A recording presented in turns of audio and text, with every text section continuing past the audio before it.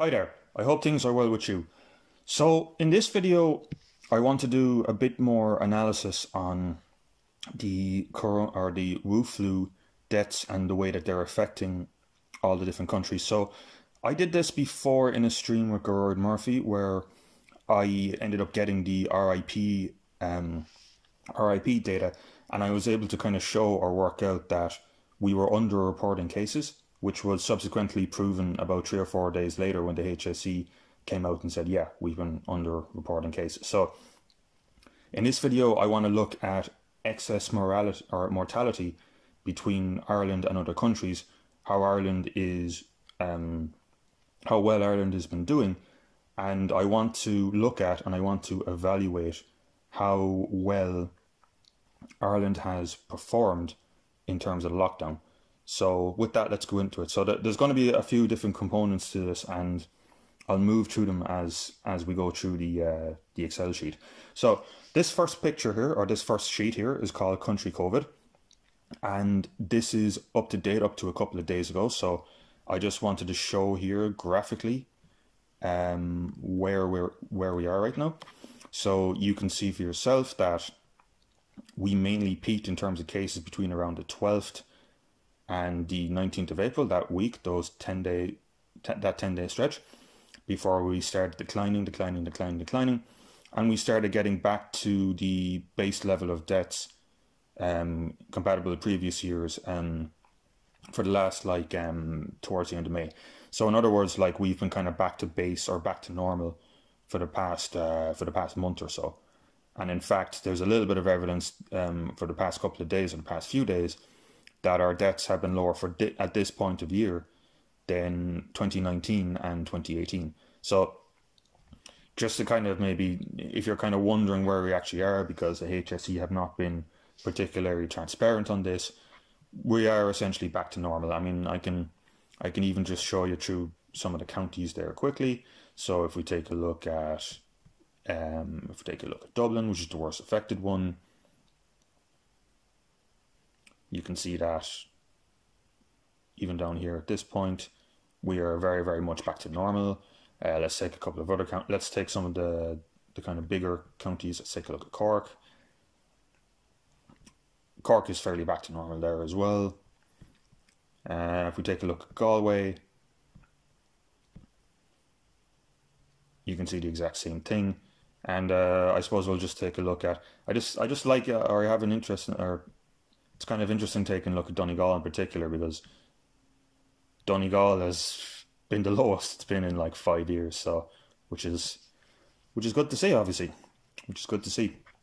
So I just wanted to point that out. That's where we're at right now, where we're back at the base, and we've been kind of back at the base for essentially about a month now. So the reason I just want to emphasize this is that, I get the feeling that a lot of people, or a significant amount of people, are just really, really fucking, scared about this and all that kind of stuff. But you can clearly see from the graph that it is a virus, it is a severe flu, it is killing people, it has killed people. When people talk about, when people try to dismiss it as a pandemic or whatever you want to call it, that's obviously not the case. You can see it in the massive spike here. But at the end of the day, it's not, it's not Armageddon, it's not the Black Plague, it's not the Spanish flu. I think I was looking up some records before. It's the worst kind of thing like this in about 40 years, the Hong Kong flu in the late 60s, but it's not. It's around that level of mortality. But just to kind of keep that in mind and keep that in focus. So what I wanted to focus on more with this presentation, or this video, is how we compared in terms of excess mortality compared to other countries. Because right now we only, there's only been stuff that I've seen in the media in terms of comparing us by a deaths per million and a cases and a coronavirus classified deaths per million case. But excess mortality might be better to do, because then with excess mortality you get a bit more around the stuff how deaths are actually classified, and are people being tested properly and all that kind of thing. And with the exception of one Sunday Business Post article, I haven't seen anyone in the Irish media do it, so that's one of the reasons why I'm doing it now. And also because of the fact that the Financial Times have actually been doing this kind of analysis, but they didn't include Ireland because, this data is not freely available unless you kind of play around with RIP.ie. So I just wanted to put RIP's data in with the Financial Times data, and then we can kind of compare a bit more how Ireland is doing. Oh, and one more thing as well. I'll link all this down below, but the Financial Times data that I was using only went up till May. And because the outbreak occurred in most countries between, or peaked between March and April, that's my comparison period. So, maybe some countries will do better, some countries do worse if they were hit earlier or a bit later, respectively. But I just wanted to pick those 2 months because that was the maximum date that the Financial Times had collected data for. And to be honest with you, like I said before, I'm doing this for free. I'm not a paid journalist. I only had time to collect one additional data source, which I'll get into later on. And I didn't have time to do this for every single country because there's about 20 of them. So that's basically why. So if you take a look at the countries, how they ranked in terms of excess mortality. So we can see there that the UK, Spain, Italy, Belgium, Netherlands are extremely, extremely high, with Peru being the top. Peru has been really, really badly hit actually. But in terms of excess death percentage, we are, according to this list, or as of this list, we are the 7th worst country in the world. By the way, just to emphasize, for March and for April, those 2 months. Those are the peak months for those two countries. And obviously, if you were to roll this out further, Ireland would fall. Or like in that Sunday Business Post article, they took from February the 11th, where we had no excess mortality. In fact, we were, in terms of 2020, we were actually quite below for the month of February. So that would make us look a bit better. So I just really want to emphasize that. In terms of the countries that had a much more successful lockdown, Denmark and Norway have had no excess deaths for this period, and Israel and South Africa have been less by 6%. So we can take a quick look here and see how every country is doing. The UK is doing horribly, have done really badly. Spain have done badly. Italy have done badly. Belgium have done badly. Netherlands, and of course us. Interestingly, the US have, while they're at 25%, the US are at 19%. Obviously, the US has continued to grow as of this video on the 18th of June 2020. But it's interesting because if you break out the US and if you kind of take out New York and if you take out Arizona and if you take out California, the US actually is doing, not as bad as you would think. The UK is doing bad across the scale, but the US is, it's not just the case to, like New York and a couple of places like that are doing really, really badly. But yeah, that's just something I want to emphasize. So for the period, so basically the pointing is out of these, let me just get a reminder there. Out of these 22 countries that the Financial Times collected data from, Ireland is ranked 7 in terms of worse in terms of deaths. We're a bit above Sweden, but that's a bit more complicated, which I'll get into later on. And yeah, it's a bit of a different picture than what's kind of shown to us from the the playing a blinder crowd as well. So I just wanted to compare this by country, but I also wanted to compare how Dublin is doing as a city compared to other cities and other regions, because the Financial Times give you a region and a city breakdown, and that's pretty interesting as well. So if we take a look at cities, regions, so if I just go over there, so if we take a look here, some of the regions in Peru have been very badly hit, Guayas and all that kind of stuff. New York City has had an excess mortality rate or deaths of 220%. New Jersey's obviously been badly hit. You can see that in number 17. A lot of the Italian provinces, or Bergamo has been fucking crucified. You can see like 420%, 339%. So there's a lot of London is there at 82%. So you can kind of see there's a mix of Spanish region areas, Peru, American. Catalonia has a 69% excess mortality for that period. I already talked about London. So if we scroll down and if we see how Ireland's most densely populated city is doing, we can see that Dublin is 37th, and Dublin has had, for the period of April of March, a 49% excess mortality rate. And that is, hold on now, so that is a 37 out of 181. So Dublin is in the top about 25 and a bit percent, just kind of thinking off the top of my head there. So we can also see that if we kind of scroll down here, that it's Dublin as a city is actually doing worse than the whole of New York, or the New York area, and it's doing worse than England and Wales. But when you take out Dublin and when you spread it across the whole of Ireland, that increase in excess mortality declines. So in terms of how the cases have kind of worked out, it's been mainly focused in Dublin and in some of the eastern commuter countries or counties. And outside of that, like the Wu flu has not really affected Ireland as much. So when we're trying to evaluate how we've done, like obviously in a perfect world where everything is brilliant, like we were trying, if we had some sort of like, like parallel dimension thing, we could kind of work out like how Ireland did with the lockdown at this versus not having a lockdown. But we don't have that, obviously, and the best way to do it, is to compare it with reasonably kind of comparable countries. So in terms of population size, in terms of population density, in terms of population makeup.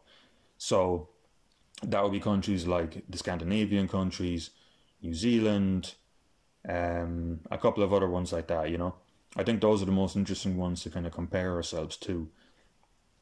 And I want to, and for the second part of this video, I'm going to compare us in a bit of detail to Sweden, because Sweden are quite like us in a lot of ways, but they didn't have a lockdown. So I want to use Ireland and Sweden's deaths as a comparison to evaluate how well our lockdown was. So let's just take a quick look to the filter at some countries which I think are reasonably comparable to us, who actually have been pretty effective in terms of the lockdown. So we can see that there is a bit of a peak here from 1163 to 1049, but overall Denmark have done a reasonable job at keeping their excess deaths low. If we take a look at Austria's has been fairly flat, so again they've done a reasonably good job at keeping this kind of fairly flat. If we take a look at, is Finland available in this? No. Who else will we take a look at? So we're taking a look at Austria and Denmark. We'll take a look at Germany, and then we'll take a look at Portugal. I know Germany is not maybe the best comparison, but Germany's been pretty flat as well. If we take a look at Iceland, I'm just picking a list of countries, and you can visually see that for this period they've been successful or reasonably successful with dealing with this. Let's take a look at Norway. Norway have had 0% in terms of an increase in excess mortality, and you can kind of see it there. And if we want just a kind of a really bad sort of comical increase a little bit, or just one of the worst affected areas, let's take a look at the US. You can see the US is just way off the chart there. And if we take a look at maybe Alaska, you can see Alaska is like, it hasn't affected Alaska at all. Whereas if we take a look at New York City,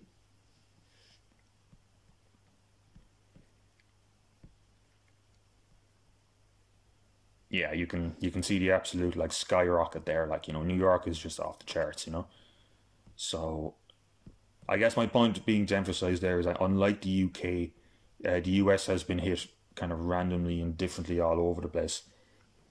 Um, Lad, it's not as easy to say that the US has done. I mean, well, I don't think they've done a great job anyway with this, but it's a bit more complicated than say a lot of other maybe areas or regions. So finally, I'm going to go down into the Ireland and Sweden comparison, and that's going to be in the next tab here.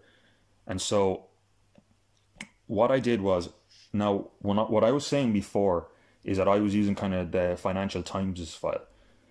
But like I said before, I had a particular interest in comparing us to Sweden because Sweden have roughly our population, roughly our same kind of demographics.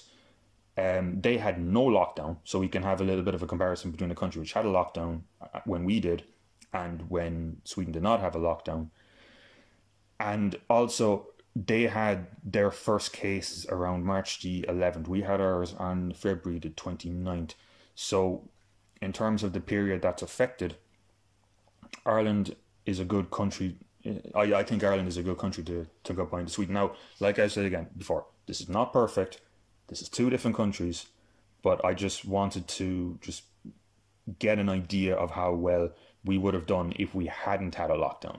Again, not perfect, but I think Sweden is a good proxy for something like that. And like I said before, even though I was talking about data collected from March and April, for Sweden, I actually I went into their website and I managed to get all their data for deaths up until around June the 2nd. So this period of comparison is from the 1st of March 2020 to the 2nd of June 2020. So we can compare using the RIP data and using the Sweden data, how they actually did. And it's not good. Basically, I think, roughly speaking, we didn't have a good lockdown. So I'm going to show you why, and I'm going to go through why in a sec. So let's take a look at the graph here. So this is again 7-day moving average, just to kind of clean this up. And just to make that a little bit clearer, the yellow line is Sweden and the green line is Ireland. And I did the exact same thing, got all the data per day, moving average, and I just put in a little bit of just a little black line there to show when Ireland had the proper lockdown, the 2 kilometers, can't leave your fucking house, all that kind of thing. And what we see is that despite the lockdown, the pattern in the time series in terms of deaths is virtually exactly the same, right? So from around the lockdown, for both Sweden and for both Ireland, the deaths shoot up, although our slope is a little bit sharper here. Sweden's is a bit flatter, but we roughly plateau for around 7 to 10 days. A little bit spikier here, but roughly speaking, we plateau around exactly the same time. And then Sweden starts to decline a little bit quicker than us, but then they reach a plateau. A few days later, we start to decline, and then we reach another plateau. Then we enter a kind of a bumpy up and down period of decline. Sweden enter a bumpy up and down period of decline, although they're a bit steeper up until here. And then Sweden shoot down. So we can see visually from the graph here that even though we had the lockdown and Sweden had no lockdown, we have followed the exact same pattern that Sweden has in terms of our deaths. So that is a concern in itself. Like if the lockdown was effective, we would not see this similar pattern. We would see that the Irish line here would be much flatter. It would be much closer to, like, you see with my kind of mouse cursor here, it would have been kind of more like that, right? It would have been just kind of more back to normal. But we followed the exact same pattern. In other words, it sloped up for 2 weeks, peaked for 10 days, declined for 10 days, and then it, like Sweden, maybe a bit shorter, I think Sweden kind of plateaued for about 12 days. I think for here it was like more like five, and then another decline, and then back to base. So that's visually. You can see that visually that the lockdown might not have been that effective. But what if we look at the excess mortality between both countries? And I have them down here. And here's where things get a bit dodgy. For the period, the 1st of March to the 2nd of June, Ireland has a higher excess mortality than Sweden does. And when, by the way, sorry, I should have emphasized this more. When I'm talking about excess mortality, I'm comparing to the 2015 to the 2019 average. And I don't think I said that at the start for the other countries, but just to emphasize that that's where that is being compared to. And if you're kind of going to go and say that, like, you know, to check how robust these numbers are and how robust these figures are, what I did was I got the population of Sweden here, and I got the population of the Republic of Ireland here, and I divided them by the excess mortality gap here, and we're getting, roughly speaking, the same numbers per million as reported by the coronavirus Worldometer data as of the 2nd of January 2020. And that's an important point to emphasize. I really want to emphasize that point, and for two reasons. Number one, that gives me confidence that these numbers are correct, because we're getting roughly the same thing. And number two, some people in the Irish media have made a kind of a thing that, like, you know, haven't the Irish been great because we've been including deaths which are actual and deaths which are probable, whereas some other countries which have only been including the actual. But if I take the gap here between 2015 and 2019 and get those numbers, that explains the coronavirus deaths reported by Sweden, explains the excess mortality gap pretty well. So we have, I mean, obviously you can adjust this period, and Ireland would do better if maybe you took from February onwards or that kind of thing. But the reality is, we've, roughly speaking, done, in this example, we've done worse than Sweden, but roughly speaking, we have done about the same as a country which have had no lockdown. And what's even worse about that is we should have always been doing better than Sweden, right? So what I mean by that is, if I go to some health statistics data, one of the things is that Sweden has a much older population than we do. So if you take a look at these Euro or Statistica, share of population that are aged 65 years or older in European countries in 2019, Sweden has 19, let's just round it off to 20%. Sweden has 20% of its population over 65, whereas Ireland, one of the youngest in the European Union, has 14.1% of its population over 65. And if we take a look at some more health indicators here,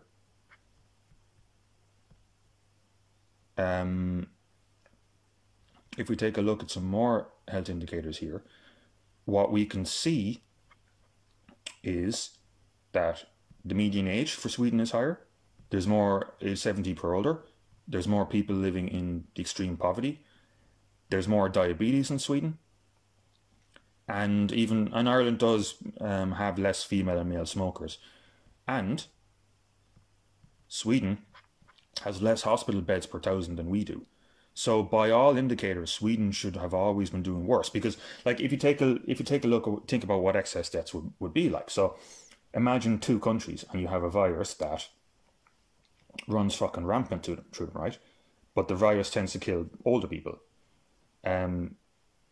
Two hypothetical countries. One is really healthy and young.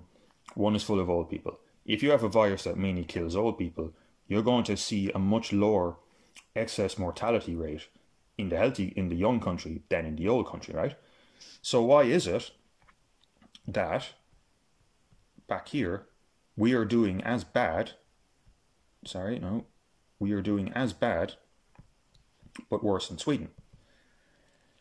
And the reason being is, I'll go back to this tab here, is the nursing homes. So here's an Irish Times article. I'll link that down below. And what it says here is, Some 62% of COVID-19 deaths in Ireland are associated with care homes. Canada, Ireland and France, 51%, record confirmed and probable, whereas the figures for Sweden, 49%. So what's happened, I think, is Sweden are doing a good job at actually classifying their cases, because once you take out the reported COVID deaths from the excess from 2015 to 2019, the gap is gone. So I think, again, maybe they're not doing a perfect job, but they're doing a reasonably good job. And the second thing is that essentially what happened with Ireland is that, and you know, this is talked about quite horrifically in a National Party video, I'll link that down below as well, is that it just ran rampant through our nursing homes. So, and that's why, even though in a sense we maybe shouldn't have this excess mortality of the 18 and 20%, we actually do. So, even with the lockdown, we have followed the exact same pattern as Sweden. For this period, we've had the same excess mortality as a country which didn't have a lockdown. And finally, let's take a look at some government statistics or government projections for the R0 coming down around before March 24th to 25th. So, here we have it. According to the HSE's own model that came out at the time, the R0 was below 1 by the time the lockdown happened. So, the R0 was completely decreasing all over the place, and they knew this, and they still had a lockdown. So, what it looks like is that we had a lockdown which just simply didn't work, or was simply not that effective, because comparing it to a country who did have a lockdown, and comparing it to a country who should have been doing worse than us, we followed the exact same pattern. I mean, the time series here has a Pearson correlation of 0.94.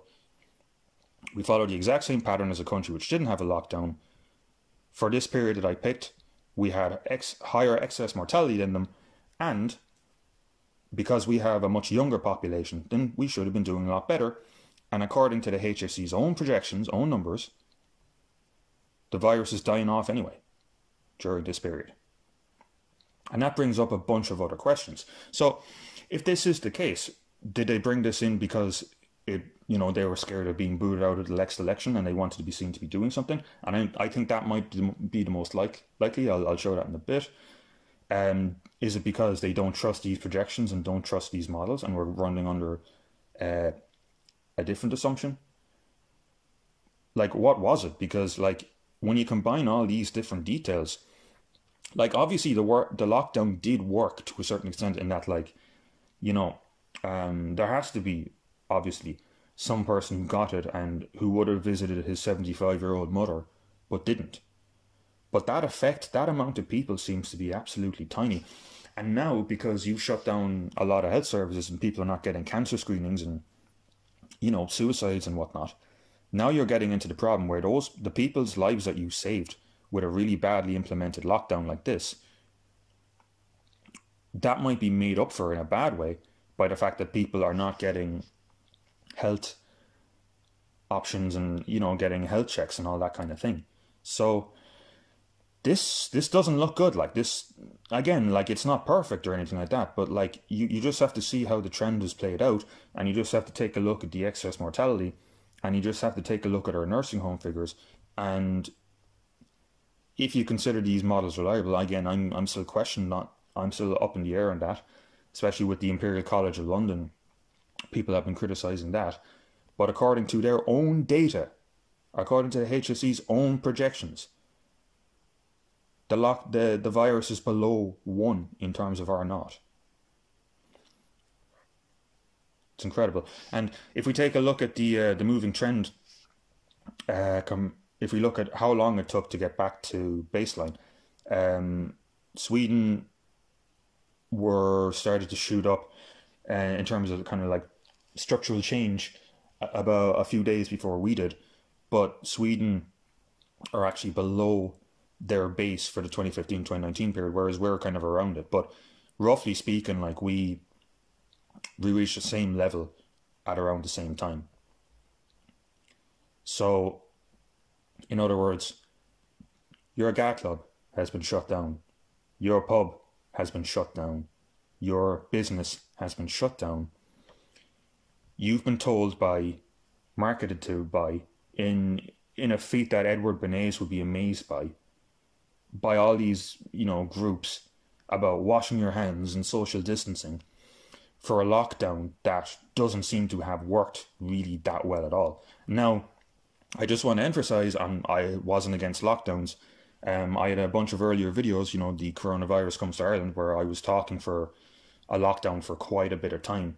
But I was talking for it like at a much earlier stage, because if we had a lockdown at a much earlier stage, say something like we would have ended up like Denmark or Norway, and we would have had no excess deaths, we would have been able to figure out what the fuck was going on, and then we could start kind of unwinding things and putting an emphasis in protecting, in particular, nursing homes. But we did it too late, and because we did it far too late, it got into the nursing homes.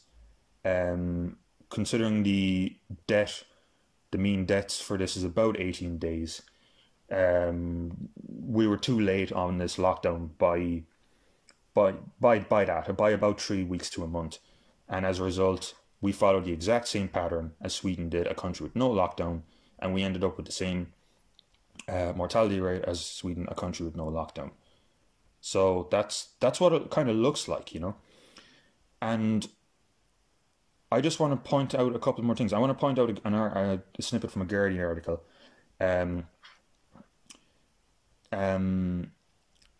We failed to protect our elderly. That's really serious and a failure of society as a whole. Health Minister Lena Hallengren told Swedish television. So the Swedes over there are like, yeah, we messed up. We made a huge mistake. This is going to be investigated. This is going to be sorted out. But in the Irish media, it's been like, oh, no, we did all we could. We played a blinder. This is not true at all. This is, even the Swedes think they made a huge mistake here, but that's not happening here. That's not happening here. Now, the next part of this presentation, just quickly, and I'll go into just some of the attitudes towards this whole thing, is the recent Black Lives Matter protest. And if you, basically, on the 1st of the 6th, 2020, you had about 2,000 to 3,000 people march through Dublin, all close together, as part of this Black Lives Matter thing.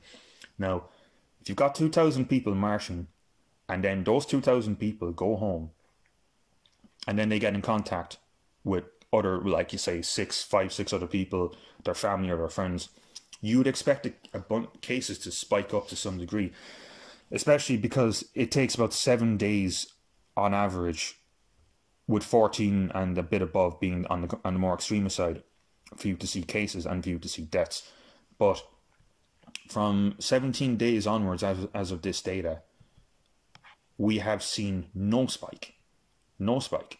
So there's either two conclusions here. Like, there's either it's either that the virus, it's either that racism or anti-racism protests defeat the virus, or it's gone. It's gone out of Ireland to some degree. And if we go back to, I just want to emphasize this again, if we go back to the HSE's own R&R projections, it was going to go anyway. So there's that. And then finally, there's the attitudes to all of this. Here's an article from Gabrielle Scally. Significant flare-ups. Yeah, the country with no lockdown has declined back to base level. Again, it just kind of like while the Irish Times and the journalists, they've been spending the past few weeks talking about how racist the Irish people are, and I haven't looked into something like this. It just blows my fucking mind. And then has that done a dampening in terms of government popularity? No. The Year of Varadkar is up at 75% in terms of popularity, and based on this big study thing, I got this from Twitter, and I'll quote this down below. If you people around the world judging the government's response, Ireland is the fifth highest in the world. We think the average Irish person thinks we're doing a really good job, but like as I've kind of shown, our lockdown has not worked well at all. Like this is this is insanity. Like um, it's comical. You shut down everything for a lockdown that doesn't seem to be working at all. You know, if we compare Sweden, and then finally, just one last quick thing, two last quick things there, and I'll leave you off. An article that came out from the Telegraph, and there's a more like because I went looking for evidence on this social distancing thing, the 2 kilometer thing, the 5 kilometer thing. There doesn't seem to be much on it, and this article came out from Oxford saying that there's no evidence for it at all, and it might even be doing more harm than good. So you've got RT News and whatnot talking about social distancing when it might not actually work at all. And the last thing I wanted to do as well is if I go back to this slide here, you might have noticed that I had the name Patrick Shields.